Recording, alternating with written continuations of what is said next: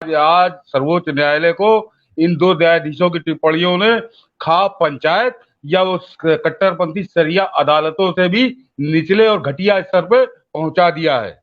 उसकी वजह बताता हूँ, तार्किक बताता हूँ मनीष जी, और दर्शक को बहुत ध्यान से सुने। इससे ये आगे इसको आगे लोगों से पूछना शुरू करिए।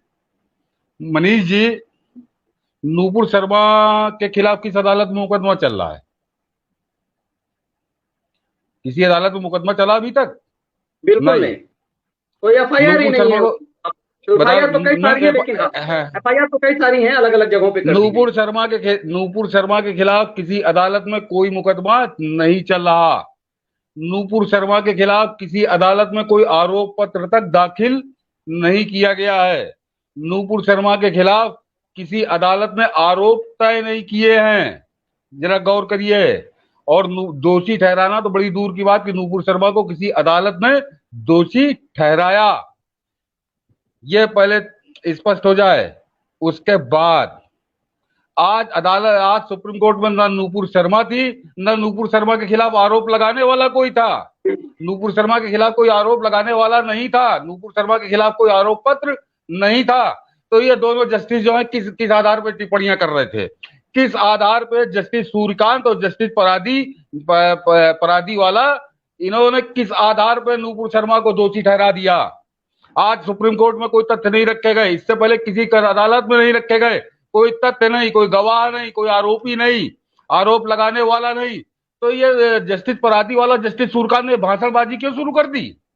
ये देश की सर्वोच्च न्यायालय है या कोई पान की दुकान है चौराहे की कि जो मन में आएगा वो बोलोगे? अरे मनीष जी, ये कहा जाता है कि अदालत के अंदर बहस, अदालत के अंदर फैसले तथ्यों और गवाहों के आधार पर होते हैं। आरोप जो लगा होता है उसके आधार पर होते हैं।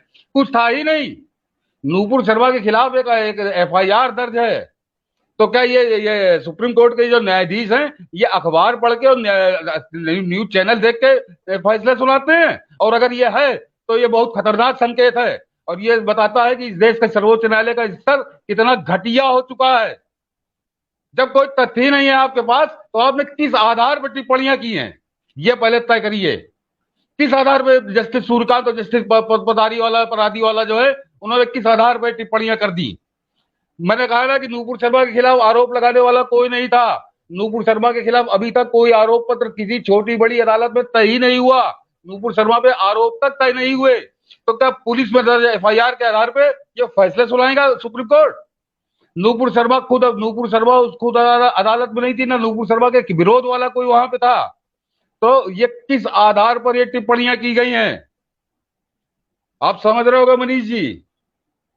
सुप्रीम कोर्ट में ऐसे फैसले नहीं होते पान की दुकान की तरह। ये इस तरह के फैसले खाप पंचायतों में होते हैं या सरिया अदालतों में होते हैं। इस देश में, जिस देश का जो संविधान है, इस देश के जो कानून बनाने वाले थे, उनकी आत्मा आज रो रही होगी कि किस तरह से धज्जियां उड़ रही हैं उसकी।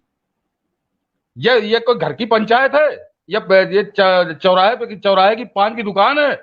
जो जस्टिस परादी वाला ने अखबार पढ़ा, न्यूज चैनल देखा और उन्होंने जो देख लिया वही सही हो गया, उसके हिसाब से उन्होंने फैसला सुना दी। ये बहुत महत्वपूर्ण है सर। मैं जोड़ूंगा जरा सा इस बीच में आपको, क्योंकि मैंने लंबे समय सुप्रीम कोर्ट कवर किया है। टिप्पणी की कोई वैल्यू नहीं, फिर सुप्रीम कोर्ट ये टिप्पणी क्यों करता है? और सुप्रीम कोर्ट ने यदि टिप्पणी की है तो कोई यदि फिर नुपुर शर्मा का गला रेत दे, इसका मतलब जस्टिफाई है, क्योंकि उसने उदयपुर की घटना को जस्टिफाई कर दिया कि नुपुर शर्मा के कारण हुआ। मनीष, अभी तो मैं टिप्पणियों पे आ ही नहीं रहा हूं। अभी उस पर तो बात मैं अभी करूंगा चर्चा। मैं तो कह रहा हूं कि इसका आधार क्या है?